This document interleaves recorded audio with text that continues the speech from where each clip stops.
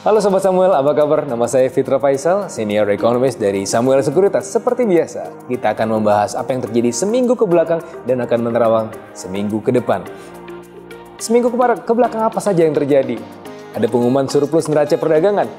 Surplusnya 4,4 billion US dollar dan ini sudah 47 kali berturut-turut surplus perdagangan. Ini adalah berita baik tentunya karena kalau dibandingkan dengan bulan Februari surplusnya cuma 870 juta dolar, artinya meningkat pesat, meningkat sangat signifikan dan bahkan di atas konsensus. Konsensus yang para ekonom, bahkan kami dari SSI melihat bahwa hanya ada potensi 1,1 billion US dollar surplus, tapi yang terjadi 4,4 billion US dollar, artinya 4 kali lipat dari konsensus yang ada. Berita baik. Ini suatu hal yang perlu disyukuri. Tapi meskipun demikian, Bank Indonesia masih melihat bahwa sepertinya perlu untuk menaikkan suku bunganya dan kita kemarin dikejutkan dengan kenaikan 25 basis poin.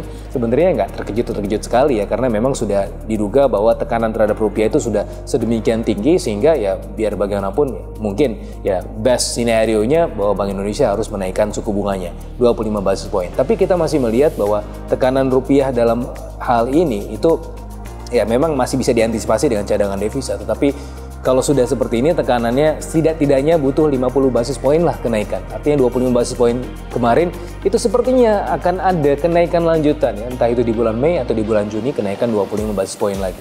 Bahkan mungkin worst case-nya kalau rupiah dalam keadaan yang sangat tertekan bisa kenaikan sampai 75 basis poin. Artinya all in all dalam satu tahun ini bisa 6,75%. Tapi ya tentunya dengan setiap kenaikan suku bunga ada potensi risiko. Risikonya adalah salah satunya tentu potensi ekonomi. Ya, ekonomi kita tentunya akan sangat terhambat ya dan kalau suku bunganya terlalu tinggi. Mudah-mudahan tidak akan ada kenaikan suku bunga yang melebihi 50 basis poin. Jadi 25 basis poin sekarang dan 25 basis poin mungkin di bulan Mei atau Juni nanti. Karena biar bagaimanapun kita juga harus tetap tumbuh ya dengan sangat solid. Nah, ekspansi industri, kemudian konsumsi dan seterusnya itu pasti akan sangat terganggu kalau misalnya suku bunganya terlalu tinggi. Dan kita berharap bahwa tekanan terhadap rupiah itu bisa segera reda sehingga Bank Indonesia masih bisa untuk mempertahankan rupiah di level suku bunga yang sekarang. Nah, kemudian di pekan ini juga ada pengumuman yang juga saya rasa cukup penting, yaitu inflasi.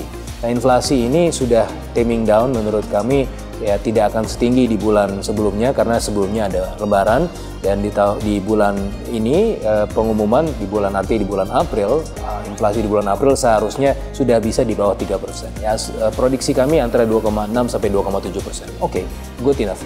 Nah, terus bagaimana dengan pengumuman yang lain? Ada pengumuman yang juga cukup penting sepertinya, yaitu pengumuman Fed Fund Rate. Tapi sebagaimana yang mungkin diduga sebelumnya bahwa Fed Fund Rate mungkin akan berada di level yang sama, tidak akan ada kejutan di situ. Nggak mungkin turun ya, naik juga nggak mungkin, sepertinya akan stay di level yang sekarang. Dan sepanjang tahun ini kita masih melihat bahwa ya kemungkinan The Fed untuk menurunkan suku bunganya semakin sulit lagi karena data-data di Amerika Serikat sudah semakin solid, terutama dari sisi inflasi semakin sulit lagi untuk berada di bawah 3%, yaitu kan targetnya 2%, ya ini sekarang aja 3,5%, artinya ya Fed will be higher for longer.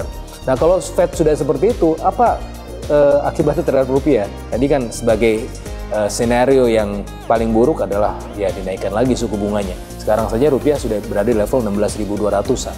Dan sepanjang pekan ini sepertinya akan berada di level 16.300, bahkan paling buruknya 16.400. Nah, ya makanya perlu ada kenaikan suku bunga lagi ya, setidaknya 25 basis point. Nah, bagaimana dengan pasar saham kita? Tetap berada dalam tekanan kah? Masih ada potensi rebound, bahkan bisa sampai 7150. Tetapi kalau tidak sampai target itu mungkin bisa jatuh bahkan di 6965. Nah, ini juga ada potensi risiko downside ya. Begitupun ada potensi yang sebenarnya cukup menjanjikan potensi rebound yang bisa membawa arah IHSG kita ke depan. Siapa saja sih yang leadersnya, terutama dari sisi IDX Basic, DX Energy ini yang sebenarnya leading the pack ya, terutama kalau kita lihat dari sisi global komoditas utama dunia itu sekarang sedang naik. Nah, ini yang kemudian kita bisa lihat bahwa itu juga turut mempengaruhi performa atau kinerja IHSG kita. Bagaimana dengan bond market? Bond market ya sayangnya masih cukup tertekan ya, karena kemarin dinaikkan suku bunganya ya secara teknis ini pasti akan menghambat ya perkembangan dari sisi pasar obligasi, dan bahkan yieldnya itu diprediksi akan berada di atas level 7%. Dan di pekan ini bisa di 7,15 itu yang sebenarnya potensi yang paling rasionalnya. Tetapi bisa saja itu kemudian tertekan dan bahkan yieldnya bisa semakin naik di 7,4 ya, heads up ya. Jadi untuk ini defensive mode saja ya untuk teman-teman yang ada di bond market. Itu saja dari saya. Terima kasih ya, tetap waspada, tetap sehat dan tetap antusias untuk melakukan portofolio investment, baik itu di pasar saham maupun di pasar obligasi. Sampai ketemu lagi pekan depan. Salam.